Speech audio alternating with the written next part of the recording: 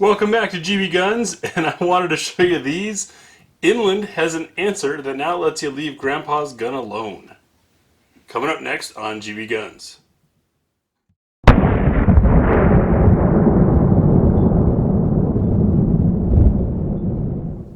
So what you're looking at are two M-1 Carbines. The one up top is my original out of my collection. It's a US Postal Machine's receiver. Yes, they made guns when they needed to during the war. And an Underwood barrel, it's a rebarrel. This is one of the decommissioned ones that was loaned to Korea and then sold back to the US before Obama prohibited more of them being brought back in. I got this probably 10 years ago. Love the thing. As you can see, it's got some experience to it, but unfortunately the bore is a bit tired and the gun's a bit tired, and it's one of those things where every time you shoot it you realize that you're potentially reducing its value. The one on the bottom here is brand spanking new. Out of the box, came beautifully packaged with the die-cut foam insert to keep it all intact. From Inland Manufacturing, you can see their Arsenal stamp there. Although a lot of people see that and think of other Arsenals, this is an old classic cartouche that applies to just about anyone who makes military arms or did at one point. Inland made them then, and so they can use the stamp now. Everything about this matches my original to a T. There is a variance in the safety.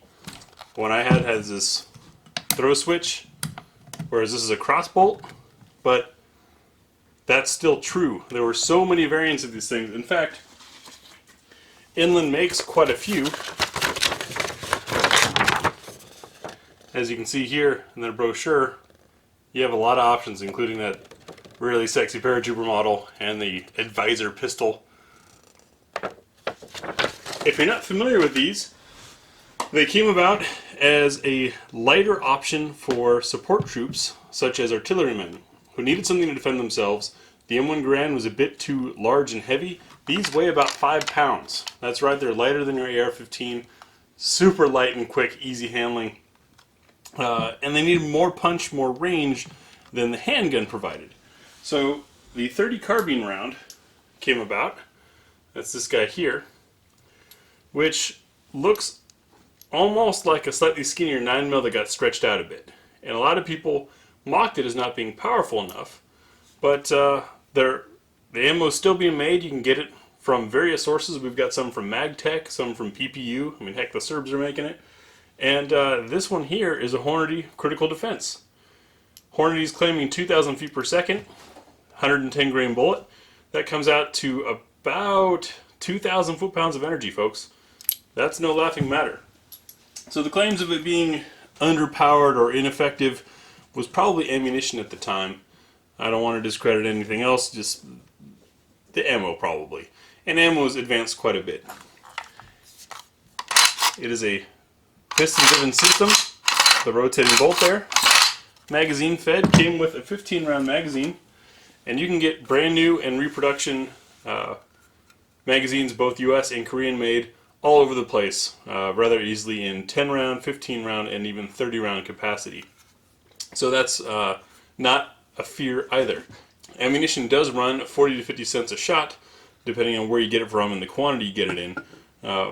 But it's just a super sweet shooter. At least this has been my old beat-up World War II one.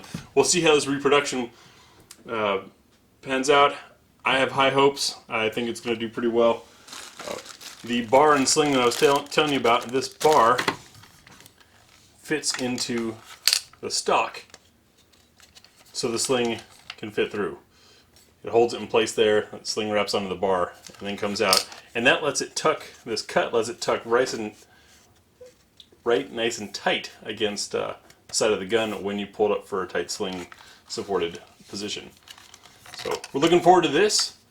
We'll get it out to the range soon as we can get some good weather. And I don't know, what are you guys thinking? Should we do some defensive close-in style shooting drills? Is this maybe a good house gun? Or should we go for some longer range using these adjustable peep sights? Leave your comments below. I'd love to hear from you about it, and we'll hopefully get this out to the range soon. Thanks for watching. Thanks for watching GBGuns. And if you watched this far, you appreciate our format and what we're doing, or maybe you're waiting to make that really angry comment. Either way, click the big griffin up here to subscribe. The link over here to show you a related video based on what you just watched, or down here is the playlist relevant to this video. Once again, we appreciate your feedback, your comments. Join us on Facebook, Instagram, and we'll see you in the next video.